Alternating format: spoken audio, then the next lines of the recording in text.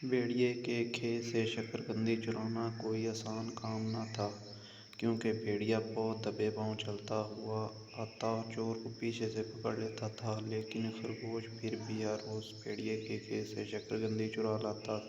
वो पहले एक बड़ी सी हड्डी खेत में दबा देता, फिर शकरकंदी उखाड़ कर अपने थैले में भरता और टहलता हुआ खेत से बाहर चला जाता। भेड़िया को भी शकरकंदी की चोरी का पता चल गया। एक दिन वो चोर को पकड़ने के लिए भूसे के ढेर के पीछे छुपकर बैठ गया और इंतजार करने लगा। कुछ देर में खरगोश भी आ पहुंचा। इसने जमीन खोद के हड्डी दफन की और शकरकंदी उखाड़ कर थैले में भरी और सीटी बजाता हुआ चल दिया।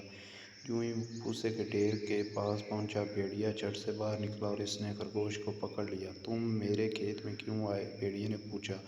खरगोश ने कहा, मैं खुद नहीं आया, हवा तेज थी इसलिए मुझे उड़ाकर तुम्हारे खेत में ला फेंका। भेड़िए ने पूछा, फिर तुमने मेरी शकरकंदी क्यों चुराई?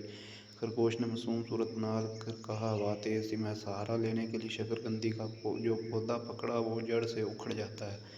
भेड़िया खरगोश की चालाकी पर हंसता और फिर बोला, ये शकरकंदी तुम्हारे थैले में कैसे? खरगोश ने मस्कीनी से कहा, मैंने इस पर गौर करना है जा रहा था कि तुमने पकड़ लिया। भेड़िया चीख कर बोला, बस बस अपनी बकवास बंद करो और कान खोल कर सुन लो कि आज तुम्हारा कीमा पकाया जाएगा। खरगोश ने फौरन कहा, तुम भी कान खोल कर सुन लो, मैंने तुम्हें एक राज बताने वाला था जो अब कभी ना बताऊंगा। वो क्या है भला? भेड़िए ने इश्तियाक से पूछा। खरगोश होंठ बींच कर बोला, बिल्कुल नहीं बताऊंगा, बेशक तुम मेरा कीमा बनाओ या बोटियां उड़ाओ। अब भेड़िए का इश्तियाक बढ़ा। वो जितना पूछता खरगोश उतना ही इनकार करता। आखिर खरगोश ने कहा, तुम ये समझते हो कि मैं इन शकरकंदियों की खातिर तुम्हारे खेत में आया था?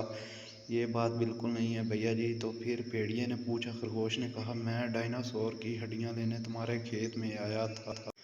मुझे मालूम हुआ था कि वो तुम्हारे खेत में दफन है। भेड़िए ने कहा, मैंने तो कभी डायनासोर का नाम नहीं सुना, पता नहीं तुम ये क्या जिक्र ले बैठे? खरगोश ने हैरानी से कहा, अरे तो क्या तुम डायनासोर का नाम नहीं जानते?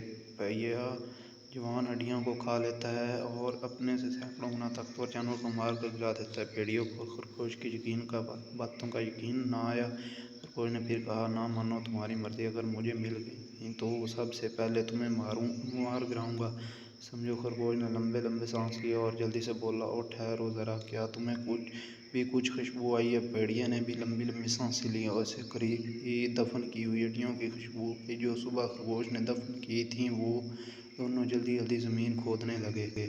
खरगोश ने अपने थैले में सब गोंद की एक शीशी निकाली और फिर करीब ही दबी हुई एक बड़ी सी हड्डी निकाली और चिपके से इससे अपने गाढ़े गाढ़े गोंद की शीशी अंडे दी और जल्दी से बोला, अरे ये ही मैंने निकाल ली। भेड़िया बेसब्री से बोला, लाओ लाओ, कहाँ है? मुझे भी। इस चीज ने खरगोश के हाथ से हड्डी छीन ली और चबाने के लिए इस पर मुंह मारा, लेकिन इसके दांत गोंद में गड़ कर रह गए। गर गर खर खर खर। भेड़िए ने पुकारा चाहा, लेकिन इसके मुंह से कुछ भी ना निकल पाया। बेचारा एक हाथ से हड्डी खींचता, कभी दोनों हाथ से झोल गया। इस कोशिश में इसकी आंखों बाहर आए, पसीने से जिस्म शराब हो गया और आखिरकार हड्डी मुंह से बाहर निकल।